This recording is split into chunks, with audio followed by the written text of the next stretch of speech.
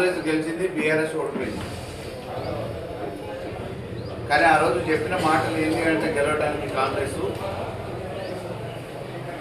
మాకు పిల్లల జల్లం లేరు, కోదాడ నియోజకవర్గ ప్రజలే పిల్లలు, ఈ గ్రామాన్ని ఏడిపోతే ప్రచారానికి ఆ గ్రామాన్ని మేము దత్తత తీసుకుంటున్నామని చెప్పి. కానీ ఇవాళ ఏం జరుగుతుంది అని అంటే టూరిస్టుల మాదిరిగా తీరిక దొరికినప్పుడు వీకెండ్స్ మాదిరిగా వస్తున్నారు. గత 2 సంవత్సరాల నుంచి మీరు పరిశీలిస్తే ఇక్కడ శాసనసభ్యురాలుగా ఎన్నికైన ప్రజాప్రతినిధిగా చెప్పుకునే పద్మావతి గారు 2 సంవత్సరాలుగా నెలకి 1కి 2 సార్లు మించి ఎప్పుడు వచ్చిన దాఖలాలు వచ్చి చేస్తున్న ఘనకార్యాలు ఏంటి అని అంటే ఆ రోజు బీఆర్ఎస్ ప్రభుత్వంలో మేము అభివృద్ధి కోసం చేసిన కార్యక్రమాలు ఏవైతే ఉన్నాయో ఆ రోజు మేము శంకుస్థాపన చేస్తే మా నిధులతో పూర్తి చేసుకున్న ఆ అభివృద్ధి పనులకి ఈరోజు కొబ్బరికాయలు అడావుడి ఆర్భాటాలతో కొబ్బరికాయలు కొట్టడం, మళ్ళీ హైదరాబాద్కో బెంగళూరుకో పలాయనం చిత్తరించడం తప్ప చేసిన అభివృద్ధి ఏం లేదు. కానీ ఏం జరుగుతుంది ఇక్కడ పాలన అంటే షాడో ఎమ్మెల్యేల పాలన సాగుతుంది. టూరిస్ట్గా ఎన్నికైన ప్రజాప్రతినిధి వచ్చిపోతుంటుంది కోదాడికి, పాలన మాత్రం వాళ్ళ ముసుగులు షాడోలు పరిపాలిస్తున్నారు. అనంతగిరి రోడ్లో ఒక ఆయన నియోజకవర్గంలో ఉన్న అందరి అధికారులకు ఆయనే ఆదేశాలు జారీ చేస్తాడు. మండలానికి ఒక ఆయన, అనంతగిరి మండలం తీసుకుంటే ఒక శ్రీనివాసరెడ్డి, నడిగూడెం మండలం తీసుకుంటే ఒక ఎర్రంకరెడ్డి, మునగాల మండలం తీసుకుంటే ఓ జయపాల్ రెడ్డి, కోదాడ మండలం తీసుకుంటే ఓ వరప్రసాద్ రెడ్డి, పేదోళ్ళకి తీసుకుంటే ఓ వెంకరెడ్డి, మోతోకి తీసుకుంటే ఓ సంతోష్ రెడ్డి.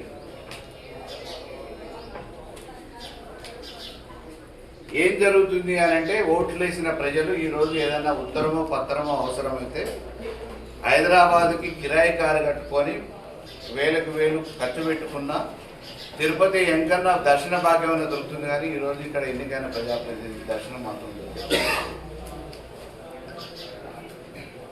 దానికి తోడు ఇక ప్రతిపక్ష పార్టీల్ని టార్గెట్ చేసి అందిన కాడికి ఒకవైపు దూసుకోవడంతో పాటు దొరికిన కాడికి అక్రమ కేసులు పెడదామని చెప్పేసి పోలీసు గూండాలతోని ఈ నియోజకవర్గంలో పైశాచిక ఆనందం పొందే ప్రయత్నం చేస్తుంది.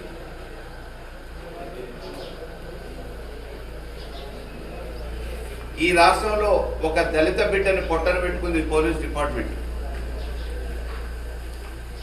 కల్ల రాయేషు ఒక సామాన్య కుటుంబానికి ఆసరా లేని ఆ తల్లిదండ్రుల్ని, తండ్రి లేని తల్లిని రక్షించుకోవడానికి సంరక్షించుకునే బాధ్యత ఉన్న కల్ల రాయేష్ని ఇవాళ నిట్ట నిలువున పొట్టన పెట్టుకుంది ఎవరు అని అంటే ఈ కాంగ్రెస్ రాష్ట్ర ప్రభుత్వం, పోలీసు అధికారులు. ఈ పోలీసు అధికారులని పావుగా వాడుకున్నది ఎవరు?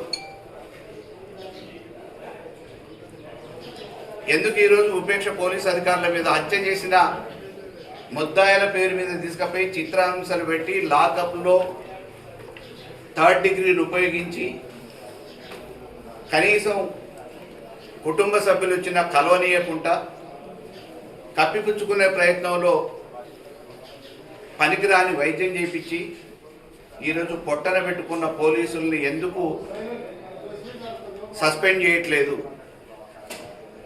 రాజకీయంగా ప్రతిపక్ష పార్టీ నాయకుల్ని లక్ష్యంగా చేసుకొని ఇబ్బంది పెట్టాలనే ఆలోచనలో పోలీసు అధికారులని పావుగా వాడుకున్నారు కాబట్టి వాళ్ళని రక్షించే పనిలో ఈరోజు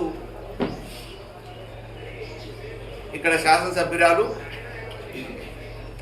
వారి భర్త ఉత్తమ్ కుమార్ రెడ్డి ఈ కాంగ్రెస్ ప్రభుత్వం ప్రయత్నం చేస్తాం.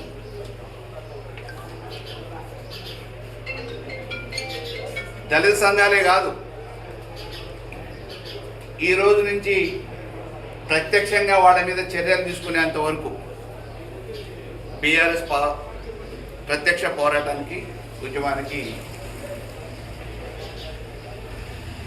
దిగుతుంది.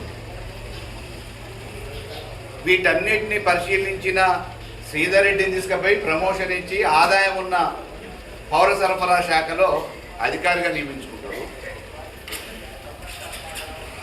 అమాయకుడైన కొత్తగా వచ్చిన పోలీసు అధికారి బలహీన వర్గాలకు సంబంధించింది అని చెప్పేసి ఇన్స్పెక్టర్నేమో సస్పెండ్ చేస్తారు. చిత్రహింసలకు గురి చేసి ఈ చావుకి కారణమైన, ఈ హత్యకు కారణమైన సురేష్ రెడ్డినేమో రక్షించుకునే పనిలో అటాక్ చేస్తారు. ప్రజాస్వామ్యమా నియంతృత్వమా ఇది? ఇక్కడ కాంగ్రెస్ పరిపాలనలో కోదండ నియోజకవర్గాల్లో చట్టాలు ఉన్నాయా లేవా? అధికారులు చట్టాలకు లోబడి పనిచేస్తారా? వాళ్ళకంటూ ప్రత్యేకంగా కోదండ నియోజకవర్గానికి ప్రత్యేక చట్టం ఏమైనా పోలీసు యంత్రాంగంలో కానీ రాజ్యాంగంలో కానీ వాళ్ళ చట్టంలో కానీ ఉందా?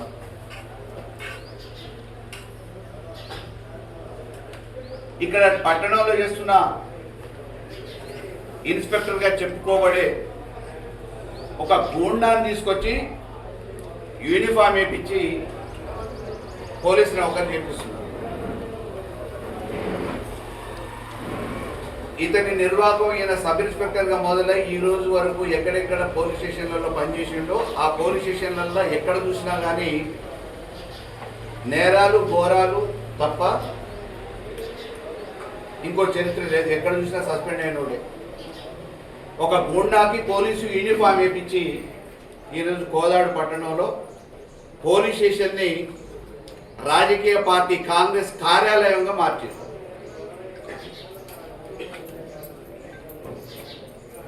ఎవరు ఫిర్యాదుదారు పోయినా ఫిర్యాదు ఏంది, అర్జీ ఏంది అనేది కాదు. నువ్వు అమ్మతోని ఫోన్ చెప్పి, అమ్మకు మీద అంత ప్రేమ ఉంటే పోయి ఇంట్లో చపరాసి పని చేయి, కాళ్ళు వత్తు. పోలీసు నౌకరు చేస్తున్నప్పుడు ఆ ఉద్యోగానికి అయితే న్యాయం చేయాలి, ఫిర్యాదుదారుడికి అయితే న్యాయం చేయాలి కదా.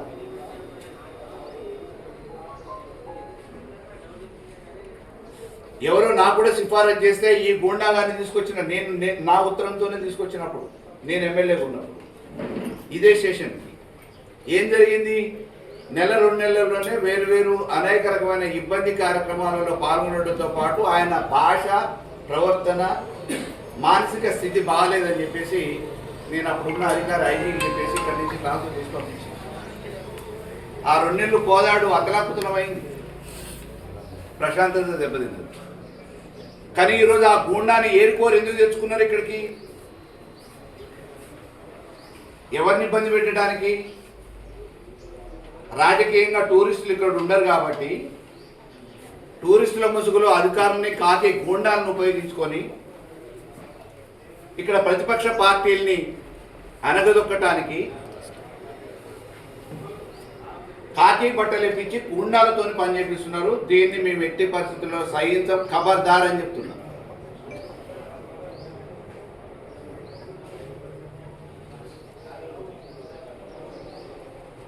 అసలు ఈ కర్ల రాయేషు హత్యకి సంబంధించి ఏదైతే ముఖ్యమంత్రి సహాయ నిధి చెక్కులు అనే కేసు మొదలైందో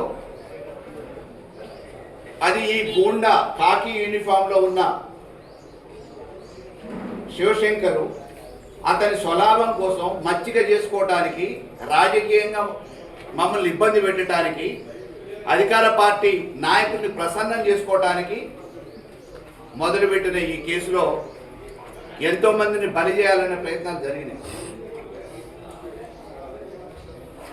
అయినా చట్టపరంగా ఎదుర్కొంటాము. న్యాయం ధర్మంని నమ్మిన వ్యక్తులుగా మేము పోరాటం చేశాం. అనధికారికంగా రిమాండ్ రిపోర్ట్లో ఉన్నదేంది, జరిగింది ఏంటి అని అంటే ఈరోజు సీసీ ఫుటేజీలు తీయాలి. నిందితుల పేరు మీద 15 రోజులు 20 రోజులు తిండి తిప్పలు లేకుండా బట్టలు కూడా తీసి చిత్రహింసల పాలు చేసి వీళ్ళ పేర్లు చెప్తావా వాళ్ళ పేర్లు చెప్తావా అని చెప్పేసి చిత్రహింసలు పెట్టిన ఆ వీడియో కెమెరాలు అన్ని తీపిస్తున్నాం. వాటన్నిటిని బహిర్గతం చేయాలి ఎస్పీ గారికి చెప్తున్నాం.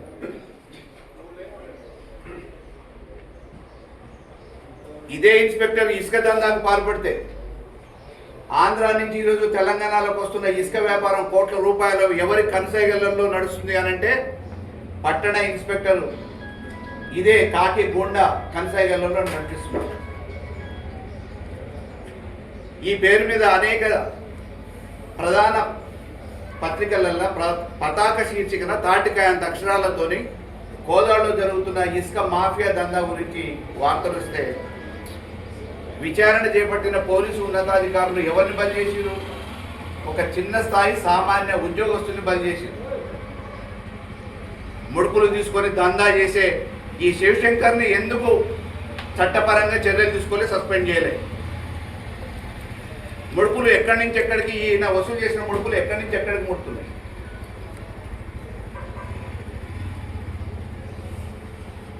దందాలు చేసి ముడుపులు చెల్లించడానికి పెట్టుకున్న ఈ కాకి గుండాని రేపు జరగబోయే మున్సిపల్ ఎన్నికలు ప్రశాంతంగా జరగాలంటే విధుల నుంచి వెంటనే వైదొలిగించాలని చెప్పేసి ఎస్పీని డిమాండ్ చేస్తున్నాం.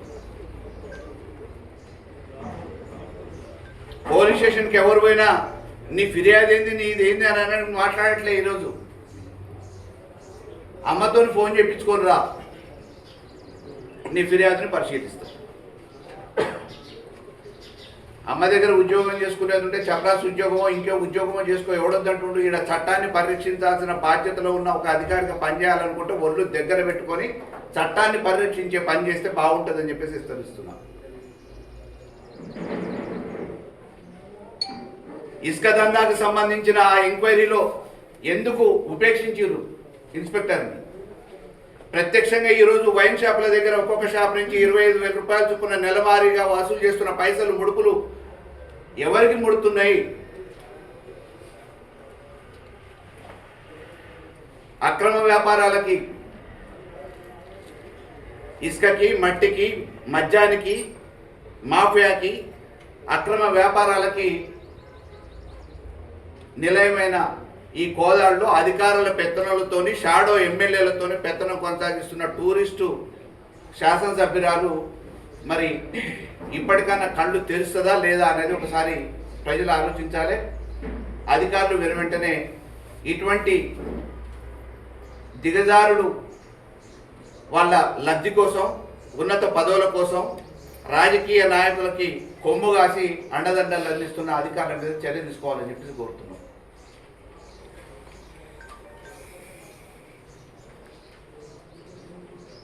ఈరోజు చట్టాలు అమలు కావట్లే కోదండ నియోజకవర్గంలో.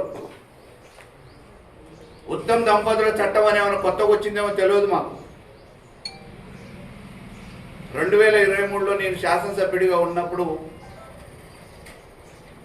అర్హులైన లబ్ధిదారులకి 560 మందికి డబుల్ బెడ్రూమ్లు కేటాయించినాం.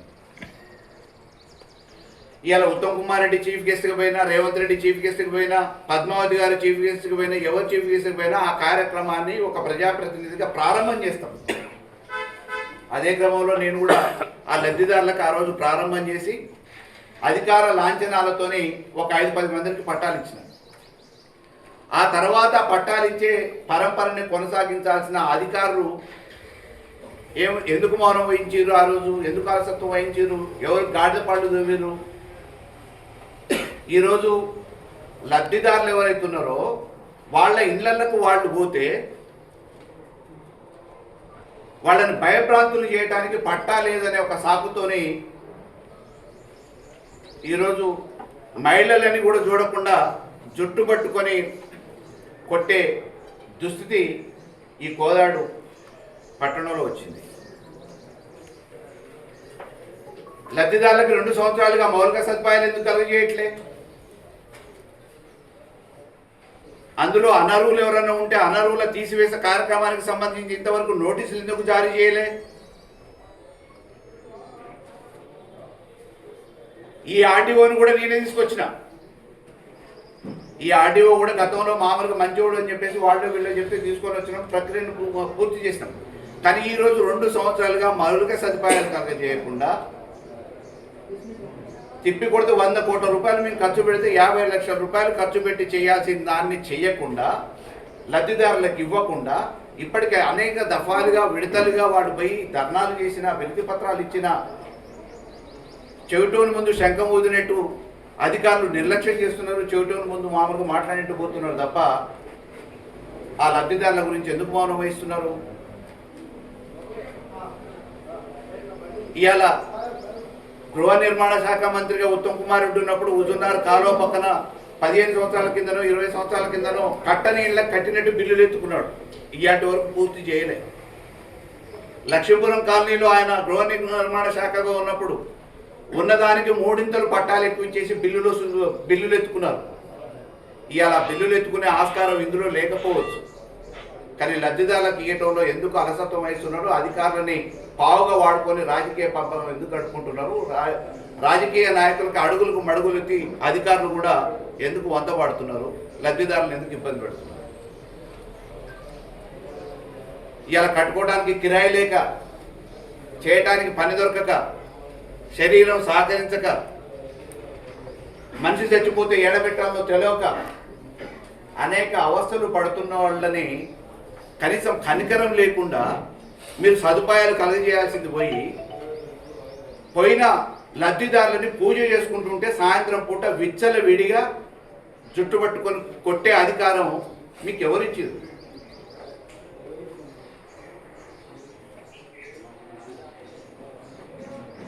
వెంటనే దీని మీద రెవెన్యూకి సంబంధించిన కలెక్టర్ గారు జోక్యం చేసుకొని మౌలిక సదుపాయాలు కలుగజేస్తాడా? ఎప్పటి వరకు కలుగజేస్తారు? ఒకవేళ కలుగజేయకపోతే వాళ్ళ ఇళ్లలో ఉండటానికి వచ్చిన అభ్యంతరం, నియమ నిబంధనల ప్రకారం వచ్చిన అడ్డంకులు ఏందో ప్రజలకు వివరించాలి. ఆ అడ్డంకుల్ని అధిగమించి, మినహాయించి, ఒకళ్ళిద్దరు ఎవరైనా ఒకవేళ ఏమైనా మీ దృష్టిలో ఏమైనా ఉంటే వాటిని తీసేసాను. మిగతా 560 మందికి 560 మంది అరువులు కారణాలను అయితే ఎవరు ఇయ్యరు కదా. మరి వాళ్ళకి ఎందుకు ఇవ్వట్లేదు? అసలు ఇవ్వడానికి వచ్చిన అడ్డంకి ఏంది? మీరు మౌలిక సదుపాయాలు కలుగజేయలేకపోతున్నారు. అధికారికంగా ఆ రోజు లిస్టు ఫైనల్ అయింది, 560 మందికి ఇచ్చినాము. కలెక్టర్ సర్టిఫై చేసిండు, ఆర్టీఓ డ్రా తీసిండు. ఆ రోజున్న ప్రభుత్వంలో ఉన్న గైడ్ లైన్స్ ప్రకారం అధికారులందరూ పనిచేసారు. ఇవాళ వాళ్ళ ఇళ్లలో వాళ్ళు ఉండటానికి వచ్చిన అడ్డంకి ఏంది? అధికారులు ఎందుకు అడ్డగిస్తున్నారు? వాళ్ళకు వస్తున్న ప్రయోజనం ఏంది? దీని అనుకున్న అదృష్ట శక్తి ఏంది అనేది మేము ప్రశ్నిస్తాం.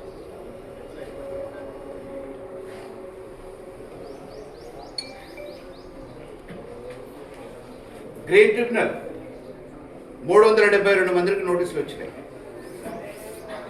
అనాదిగా ఉంటున్నారు అక్కడ. తలదాచుకోవడానికి స్థలం లేక, చేసిన పనితోని వాళ్ళ ఆదాయంతో సరిపోక, ఏదో తలదాచుకోవడానికి 20, 30, 50 గజాలలో ఇల్లు కట్టుకొని ఉంటుంటే వాళ్ళకి ఎఫ్టీఎల్ అనే పేరు మీద చెరువు ఆక్రమిత భూమి అని చెప్పేసి 372 మందికి నోటీసులు ఇచ్చారు. ఆ నోటీసు ఇచ్చిన వాళ్ళు అది ఎప్పుడు కొడుతుందో తెలియదు, కానీ ఈ లోపల వాళ్ళకు వస్తున్న భయంతో అనారోగ్యం పాలవుతున్నారు, గుండెపోటు వస్తుందని అంటున్నారు. దానికి ఇంతవరకు ఒక సరైన సమాధానం రెవెన్యూ శాఖ నుంచి కానీ స్థానిక శాసనసభ్యుల నుంచి కానీ లేదు. అసలు కోర్టు ఏం సూచించింది? ఎవరి సూచనల మేరకు రెవెన్యూ అధికారులు నోటీసులు ఇచ్చిర్రు? కోర్టు ఉత్తర్వులు అయితే కోర్టు ఉత్తర్వులు ఏమని ఇచ్చినాయి? ఎన్ని రోజులకు సంబంధించినంత వరకు మామూలుగా ఆ ఉత్తరాలకు ప్రత్యుత్తరాలకు సంబంధించిన ఏ విషయాన్ని కూడా బహిర్గతం చేయట్లేదు. నిన్నగాక మొన్న మేము పోయి వచ్చిన తర్వాత మేలుకొచ్చింది. అదేమో అంటారు కదా, పట్టణం తగలబడుతుంటే పిడేలు వాయిస్తున్నట్టు మేమందరం పోయి తిరిగేసి వచ్చిన తర్వాత ఏమంటారు, నీరు చక్రవర్తిగా రోమ్ సామ్రాజ్యం తగలబడిపోతుంటే పిడేలు వాయిస్తున్నట్టు మేమందరం పోయి పరామర్శించి ఓదార్చి ధైర్యం చెప్పి మేమందరం మీకు అండగా ఉంటాం, న్యాయ పోరాటం చేస్తామని చెప్పొచ్చిన తర్వాత రాజకీయ ప్రాబల్యం కోసం పోయి మా మీద ఆరోపణలు చేసేసి వస్తుంది. అయ్యా పోయి ఏమంటుంది, ఈ చెరువులు కట్టిన ఇండ్లే మీరు తీసేయాలి. కట్టేటప్పుడు కళ్ళు లేవు. ఆ రోజు కట్టేటప్పుడు ఉత్తమ్ కుమార్ రెడ్డి ప్రాతినిధ్యం వహించింది కదా. నువ్వు కూడా ప్రాతినిధ్యం వహించినావు కదా, ఆ రోజు నిర్మాణాలు జరుగుతున్నాయి కదా, ఈ రోజు కూడా నిర్మాణాలు కొనసాగుతున్నాయి కదా. మరి కడుతున్న వాళ్ళకి భరోసా ఇవ్వాల్సిన నువ్వు ఈ చెరువులోనే ఉన్నాయని చెప్పి చెప్తున్నావు. చెరువులో ఉన్నాయో ఎట్లా ఉన్నాయో ఇన్ని రోజులు కాయకష్టం చేసి కూడబెట్టుకున్న డబ్బుతోని తలదాచుకోవడానికి ఏర్పరచుకున్న ఈ స్థిర నివాసాలలో ఇబ్బంది కాకుండా మేము చూస్తామని చెప్పేసి మేము ప్రజలకు భరోసా ఇస్తున్నాం.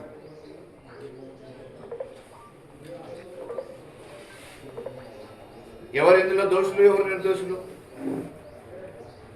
నిజంగా రేపు కోర్టు ఆదేశాల ప్రకారమే కోర్టుని ఉద్దేశించి కోర్టు తీర్పుని రేపు అమలు చేయాల్సి వస్తే రాత్రికి రాత్రి ఏదైనా జరగడానికి జరిగితే వాళ్ళ పరిస్థితి ఏంటి? దానికోసం ప్రత్యామ్నాయ ఏర్పాట్లు ఈ ప్రభుత్వం కానీ స్థానిక శాసనసభ్యురాలు కానీ మంత్రి కానీ ఏమైనా చేస్తున్నారా?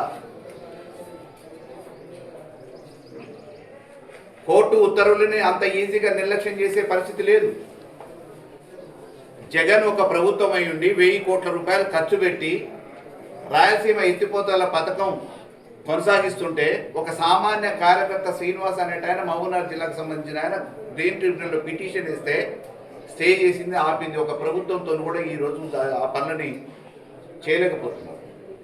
అటువంటిది ఏదన్నా ఉపద్రవం జరిగితే ప్రత్యామ్నాయంగా ప్రభుత్వం మీకు అండగా ఉండి ఏర్పాట్లు చేస్తామని చెప్పి చెప్పాల్సిన ప్రభుత్వం చేతులు దులుపుకొని నిర్లక్ష్య వైఖరి వహించి నాకేం పట్టదన్నట్టు నిమ్మకు నీరెత్తినట్టు దున్నపోతు మీద వర్షం కురిసినట్టు ఉండి పలకరించడానికి ఓదార్చడానికి పోయిన మా మీద ఆరోపణలు చేసి కేసులు పెడతామని చెప్పి చెప్తున్నారు. ఇప్పటి వరకు 2 సంవత్సరాల నుంచి అనేక రకాల అక్రమ కేసులు పెట్టారు మా నాయకుల మీద. నిన్నగాక మొన్న బేతోల్లో ఎన్నికలు కాగానే చల్లుకున్న పొలంలో మొలకెత్తిన గింజల్ని మళ్ళా దమ్ము చేసి ఖరాబ్ చేసింది. అంతకుముందు ఇళ్ల మీద దాడులైనాయి, భూముల మీద దాడులైనాయి. నారాయణగూడలో పోటీ చేసిన అభ్యర్థి ఇంటి మీద పోయి దాడి చేసిన సమస్యాత్మకమైన గ్రామం అని చెప్పి తెలిసిన తర్వాత కూడా కనీసం ఆడ శాంతి భద్రతల గురించి మామూలుగా ఏర్పాట్లు చేసుకోవాల్సిన అధికారులు, పోలీసు, ప్రభుత్వం నిర్లక్ష్య వైఖరితో మరుసటి రోజు కూడా పోయి దాడులు చేసి పట్టించుకున్న నాదులు లేడు, కేసు బుక్ చేయట్లేదు. ఈరోజు ఆడ దళిత సంఘాలు ఒత్తుకుంటున్నాయి. ఈడ కల్లరాయేషు హత్య జరిగితే పోలీసు హత్య, ముమ్మాటికి ప్రభుత్వ హత్య, అది జరిగితే పట్టించుకున్న నాదులు లేడు. పాపం జాతి పితగా ఆ జాతిని ఉద్ధరించిన ఒక మహానుభావుడుగా మందకృష్ణ మాది గారు వచ్చి ఈడ పోరాటం చేస్తే అప్పుడు మొక్కుబడిగా ఒక కేసు కట్టింది. ఇలా నామమాత్రంగా చేతులు దులుపుకునే ప్రయత్నం చేస్తుంది ఈ ప్రభుత్వం.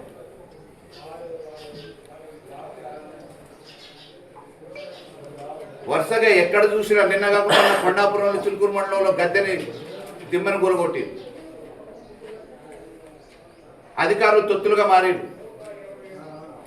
చట్టం మీద విలువ ఉన్న వ్యక్తులుగా మేము కూడా ప్రభుత్వాన్ని నడిపినాం. మేము కూడా బాధ్యతాయుతమైన స్థానంలో శాసనసభ్యుడిగా, మాజీ శాసనసభ్యుడిగా మాట్లాడుతున్నా.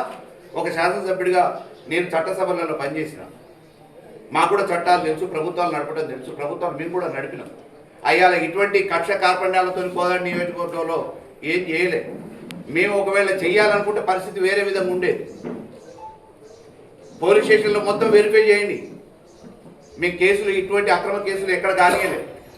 ఎవరైనా చిన్న చిన్న రాజకీయ కక్షలతో పెట్టాలనుకున్న పోలీసు వాళ్ళతో కౌన్సిలింగ్ చేసి పంపించినాం. శాంతి భద్రతలకి మునగాల మండలంలో కలకో లాంటి, నారాయణగూడ లాంటి గ్రామాలలో కూడా, నర్సీలగూడెం గ్రామంలో కూడా శాంతి భద్రతలకు విఘాతం కలగకుండా చాలా శాంతి చర్చలు జరిపించినాం. ఇరు వర్గాలను కూర్చోబెట్టి మాట్లాడినాం. కానీ ఈరోజు రాష్ట్ర వ్యాప్తంగా శాంతి భద్రతలు విఘాతం కలుగుతుంది. కోదాడులో అసలు చట్టానికి విలువ లేకుండా అయిపోయింది. పోలీసు రాజ్యం. వాళ్ళేమో లాఠీ రాజ్యం చేస్తారు, వీళ్ళేమో లూటీ రాజ్యం చేస్తారు. వాళ్ళేమో టూరిస్టుల మాదిరికి వస్తారు, ఈడనేమో షాడో ఎమ్మెల్యేలు కొత్త పెత్తనం కొనసాగిస్తారు, పరిపాలన కొనసాగిస్తారు. ప్రజల్ని అమాయకుల్ని చేద్దాం అనుకుంటున్నారా? ఈడ చట్టాలకు విలువ లేదా? ఇదేమైనా ప్రత్యేక రాష్ట్రమా? ప్రతిపక్షాల గొంతు ఎన్ని రోజులు నొక్కగలుగుతారు?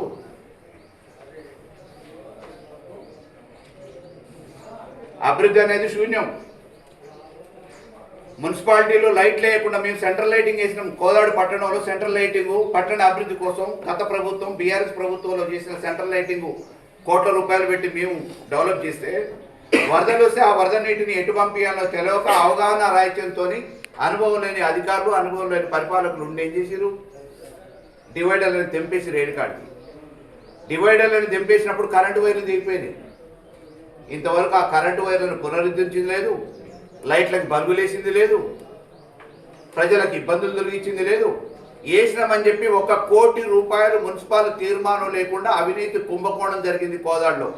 విచారణ చేపట్టండి ఇవాళ మున్సిపల్ అధికారులు పై స్థాయిలో. మున్సిపల్ బిల్డింగ్ పర్మనెంట్ బిల్డింగ్ ఉండాలని ఎప్పుడో కట్టించిన గ్రామ పంచాయతీ బిల్డింగ్లో కార్యకలాపాలకు ఇబ్బంది అవుతుంది, వచ్చిపోయే ప్రజలకు ఇబ్బంది అవుతుంది అని చెప్పేసి నూతన భవన సముదాయం ఉండాలని చెప్పేసి మున్సిపల్ బిల్డింగ్ మేము 5 కోట్ల రూపాయలతోని మంజూరు చేపిస్తే ఆ మంజూరు చేసిన బిల్డింగ్ ఖాళీ చేయడానికి ఒక దగ్గర నుంచి ఇంకో దగ్గరికి తాత్కాలిక ఆఫీసు పెట్టుకోవడానికి 25 లక్షల రూపాయలు ఖర్చు ట్రాన్స్పోర్ట్ అని చెప్పి అక్రమంగా అవినీతి చేసింది ఈ ప్రభుత్వం. శాసనసభ్యులకు తెలిసి జరుగుతుందా తెలియక జరుగుతుందా? ఇది అంటే తెలియకపోతే కళ్ళు మూసుకొని పరిపాలన కొనసాగిస్తారా? ఒకవేళ తెలిసి ఉంటే కమిషన్ల కోసం నోరు మూసుకుంటున్నారా? అవినీతి భూతంలా పెరిగిపోయింది కోదాళ్ళ. అక్రమాలు పెచ్చుమీరుతున్నాయి. పోలీసు లాఠీ రాజ్యం వెళ్తుంది. మేము మౌనంగా చూసి ఊరుకునేది లేదు. రేపటి నుంచి ప్రత్యక్ష ఆందోళనకి ఆ కార్యక్రమాలకు శ్రీకారం చుడతాం. ప్రత్యక్ష ఆందోళనకు దిగుతాం. నాకు కొత్త కాదు, మా పార్టీకి కొత్త కాదు. నేను 20 సంవత్సరాలుగా ఈ నియోజకవర్గంలో అనేక ఆటుపోట్లను ఎదుర్కొన్నా, అవమానాలను ఎదుర్కొన్నా, అన్నింటి అధిగమించి ఈ స్థాయికి వచ్చిన. ఈ పార్టీ అంటే ఈ పార్టీ చరిత్ర తెలియకపోతే మరిగా మేమేం చెప్పలేము. ఎందుకంటే ఈ గులాబీ జెండే ఉద్యమాల జెండా. ఉద్యమాలతోనే రాష్ట్రాన్ని సాధించింది, ఉద్యమాలతోనే ఈ రాష్ట్ర ప్రగతిని సాధించినాం. అయ్యాల నెత్తురొట్టే ఎప్పుడు చూసినా ఏ మూలను చూసినా నెత్తురొట్టే తెలంగాణని శాంతియుతంగా మార్చిన ఘనత ఈ గులాబీ జెండాది. విద్యార్థి రాజకీయాల నుంచి వచ్చిన, విద్యార్థి ఉద్యమాల నుంచి వచ్చిన, నాకు కూడా ఉద్యమాలు చేయడం తెలుసు. కోదాడులో ప్రజల్ని ఎట్లా రక్షించుకోవాలి, మా పార్టీ కార్యకర్తలను ఎట్లా రక్షించుకోవాలి, ఈ పనికిరాని గోండా లాంటి వాళ్ళని కాకి చొక్కాలు వేసుకొని తీసుకొచ్చి అధికారులను అడ్డం పెట్టి రాజ్యం నడిపిస్తామనంటే తొక్కి నారా తీస్తామని చెప్తున్నా.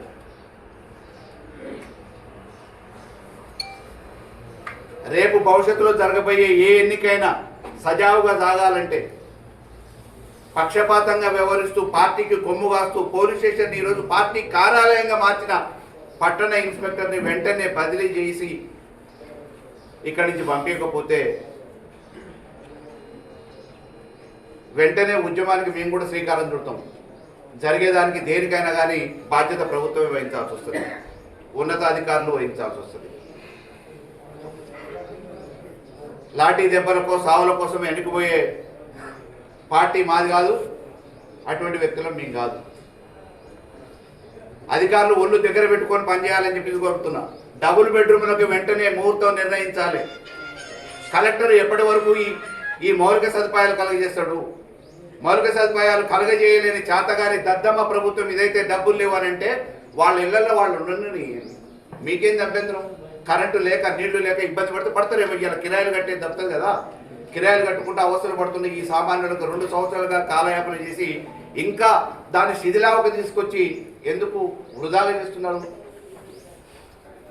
అటు ఎవరికి పని కాకుండా వృధాగా తయారు చేసే అవసరం ఏమొచ్చింది?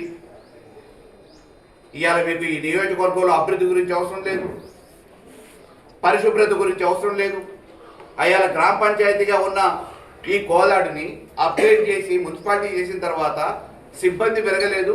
అపరిశుభ్రంగా ఉన్న ఈ కోదాడు పట్టణాన్ని శుభ్రం చేయాలనంటే సిబ్బంది కావాలని చెప్పేసి ఆ రోజు ఉన్నతాధికారులతో అనుమతి తీసుకొని వచ్చి సిబ్బందిని 70 మందిని నియమిస్తే ఆ నియమించిన 70 మంది దగ్గర మా ప్రభుత్వం మారంగానే ఉద్యోగాలు ఇప్పిస్తామని చెప్పేసి లక్షల రూపాయలు వసూలు చేసి ఈరోజు ఆ సిబ్బందికి జీతభత్యాలు లేవు అని చెప్పేసి వైద్యులు ఇచ్చి ఇంట్లో కూర్చోబెట్టి అటు వాళ్ళ పొట్టగొట్టిరు, ఇటు పన్నులు కట్టే కోదాడు ప్రజల్ని ఇబ్బందులకు గురి చేస్తున్నారు. మురికి కూపంగా తయారు చేసిన కోదాడిని. రాత్రిపూట కరెంటు దీపాలు ఉండవు, పగులు చూస్తే చెత్త చెదారంతో ఎక్కడికక్కడ మురికి కూపంగా ఈ కోదాడిని తయారు చేసి, పాలన మీద శ్రద్ధ లేదు, అభివృద్ధికి అసలు అడ్డసే లేదు, ఆర్భాటాలకు తప్ప. మేము చేసిన పనులు తప్ప ఈ 2 సంవత్సరాల బస్టాండ్ ఎప్పుడు మొదలుపెట్టిందండి? ఎప్పుడో అనాది ఉన్న బస్టాండ్ ఆక్రమణకు గురైతుందని చెప్పేసి నేను శాసనసభ్యుడిగా అయిన వెంటనే ఆక్రమణకు గురైన ముందున్న వాణిజ్య సముదాయాలను తీపించినాం. అప్పుడు ఇదే కాంగ్రెస్ నాయకులు ఆక్రమించుకున్నారు. ఆక్రమించుకున్న బస్టాండ్ని రక్షించడానికి ఆ రోజు మామూలుగా మేము చర్యలు తీసుకున్నాం. ప్రభుత్వం మారిన తర్వాత హడావుడిగా ట్రాన్స్పోర్ట్ మినిస్టర్ని తీసుకొని వచ్చి ఇది అంగరంగ వైభవంగా అత్యాధునిక బస్టాండ్గా తయారు చేస్తామని చెప్పేసి 18 కోట్ల నిధులు మంజూరు చేస్తున్నామని చెప్పేసి అప్పటికప్పుడు ప్రకటించిపోయిన మంత్రి, ఇక్కడ ఉన్న మంత్రి. సంవత్సరం అయింది. జనవరి 22వ తారీఖు 2025న ఒక మంత్రి హోదాలో ట్రాన్స్పోర్ట్ మినిస్టర్తోని అయిపోతుంది కోదాడికి అత్యాధునిక బస్టాండ్ అని చెప్పేసి ఆర్భాటమైన ప్రకటన చేసింది. ఇంతవరకు తట్టడి మట్టిపోయేలే. ఫ్రీ బస్సు పేరు మీద ఎక్కడానికి పోయి బస్టాండ్లో పోయే మహిళలకి కనీసం టాయిలెట్స్ కట్టియలే. మేము ఆయన పట్టణాభివృద్ధి కోసం తీసుకున్న టాయిలెట్స్ని కనీసం ఈరోజు సంరక్షించుకునే పరిస్థితి లేదు.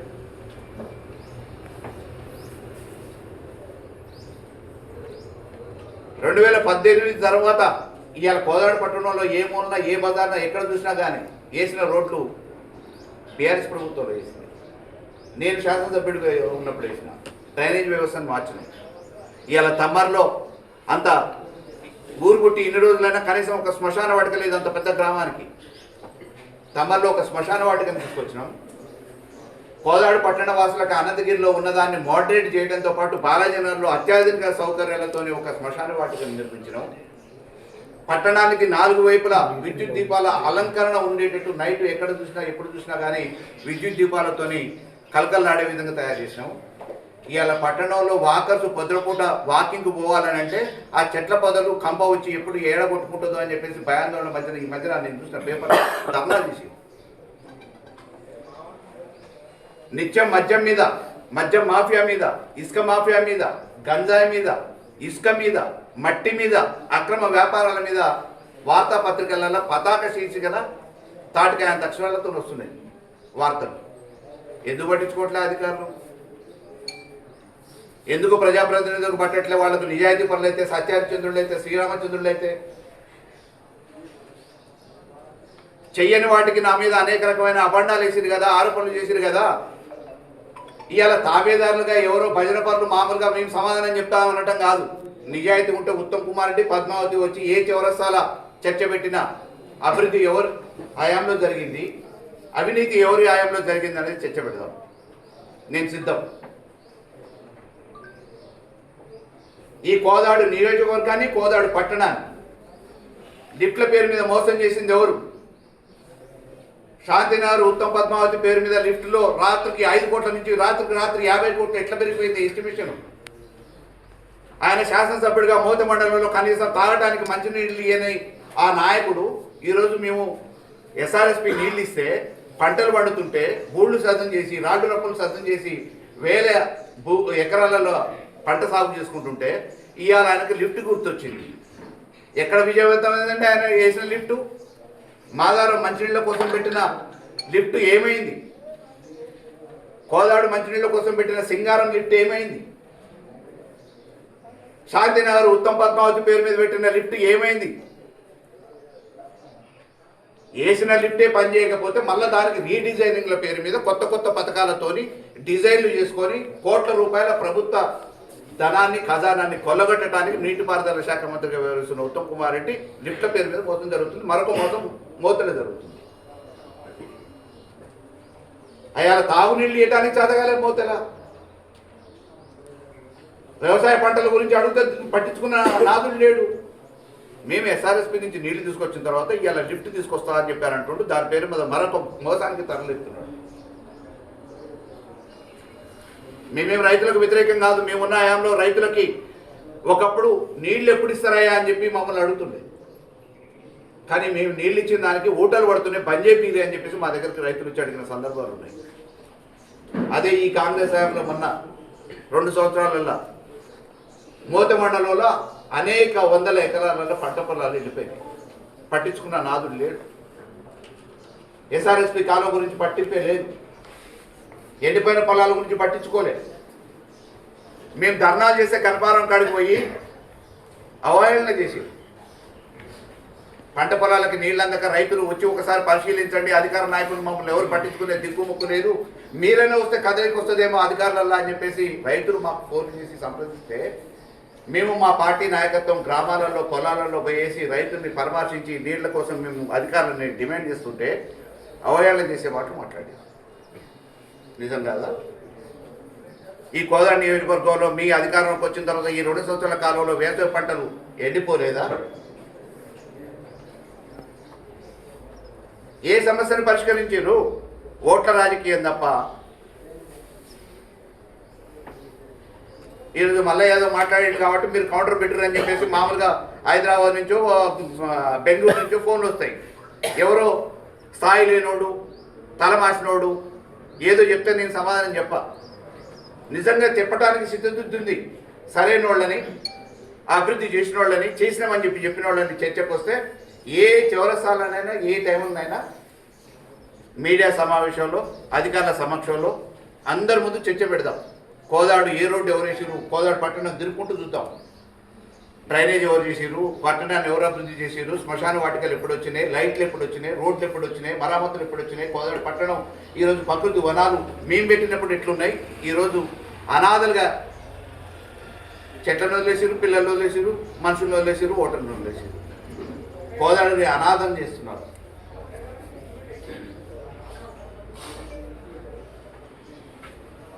ఎక్కడో బెంగళూరులోనో హైదరాబాద్లో ఉండి ఆదేశాలు ఇస్తున్నామని అంటే షాడోలు ఇక్కడ పరిపాలిస్తుంటే అధికారులు ఒత్తాసు పడికి అడుగులకు మడుగులు వచ్చే ప్రయత్నం చేస్తే చూస్తూ ఊరుకోము. మాకు కూడా చట్టాలు తెలుసు. చట్టం చేతిలోకి తీసుకోవద్దు అని ఒక లా బైండింగ్ సిటిజన్గా ఇప్పటి వరకు ఓపిక పట్టింది. ఇక ముందు ఏ అధికారిని ఉపేక్షించేది లేదు, ఓపిక పట్టేది లేదు. ఆర్డీఓ పక్షపాత వైఖరిని మానుకోవాలి. లబ్ధిదారులను ఇంకా రోడ్డు పాలు చేయొద్దు, వాళ్ళ ఆగ్రహానికి గురి కావద్దు చెప్తున్నా. ఆర్డీఓ ఏ కారణంతో ఇప్పటి వరకు లబ్ధిదారులకి పోయిన ప్రతిసారి లాఠీ చార్జీలు చేపిస్తున్నాడు. పోలీసు ఏ అహంకారంతో ఏ అధికారంతో వాళ్ళ మీద దౌర్జన్యం చేస్తుంది. ప్రజాప్రతినిధిగా వాళ్ళకు పట్టినంత మాత్రాన అధికారులు ఇష్టారాజ్యంగా వ్యవహరిస్తామంటే కోదాడులో చూస్తూ ఊరుకునేది లేదు అనేది మరొకసారి హెచ్చరిస్తున్నాను. ఈ 2 సంవత్సరాల్లో జరిగిన సంఘటనల గురించి, దౌర్జన్యాల గురించి, ఆక్రమణల గురించి పుంకాలుగా చాలా ఉన్నాయి. అది చెప్తాం, ఒక్కొక్క రోజు సీరియల్ వైజ్గా చెప్తాం. దీనికి ప్రజాకోట్లోనే ప్రజల సహకారంతోనే తిరిగి సమాధానం కూడా చెప్తాం. అధికారులు తొత్తులుగా మారి ప్రజల్ని ఇబ్బంది పెట్టాలనుకున్నా, అక్రమాలకు పాల్పడాలనుకున్నా, వాళ్ళ అక్రమ వసూళ్ల కోసం జేబులు నింపుకొని ముడుపులు ముట్ట చెప్పి ఈడ సీట్లలో కూర్చోవడానికి ఆ ప్రయత్నాలు కొనసాగిస్తే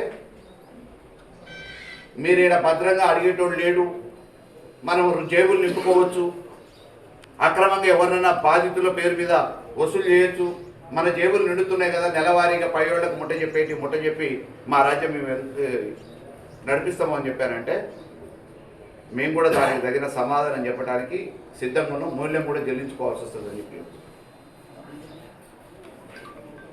వెంటనే డబుల్ బెడ్రూమ్ సమస్యను పరిష్కారం చేయాలి. గ్రీన్ ట్రిబ్యునల్కి సంబంధించిన సమస్య మీద సరైన వివరణ ప్రభుత్వం ఇవ్వాలి. బాధితుల్ని ఆందోళనకు గురి చేయొద్దు. అది నిజంగా సమస్య ఉద్రిక్తమైతే ప్రత్యామ్నాయ ఏర్పాట్లు ఆ బాధితులకు ఏర్పాట్లు చేయాలి.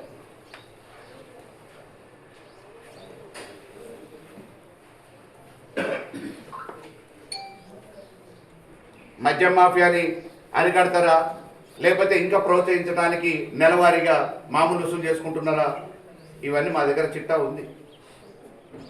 ఈ ప్రభుత్వంలో దున్నపోతు మీద వర్షం కురిసినట్టే ఉంది. ఎన్ని వినతి పత్రాలు ఇచ్చినా కానీ పట్టించుకోవట్లేదు. దానికి ఏకైక మార్గం ప్రజా ఆందోళనలే. ఆ ప్రజా ఆందోళన బాటను మేము పడతాం.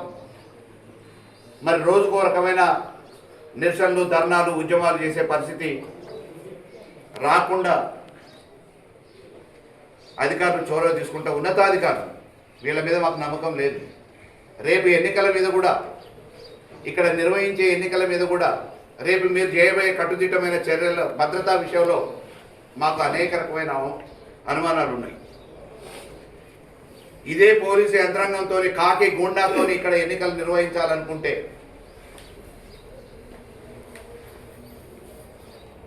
తర్వాత జరిగే వాటికి మూల్యం చెల్లించుకోవాల్సి వస్తుంది.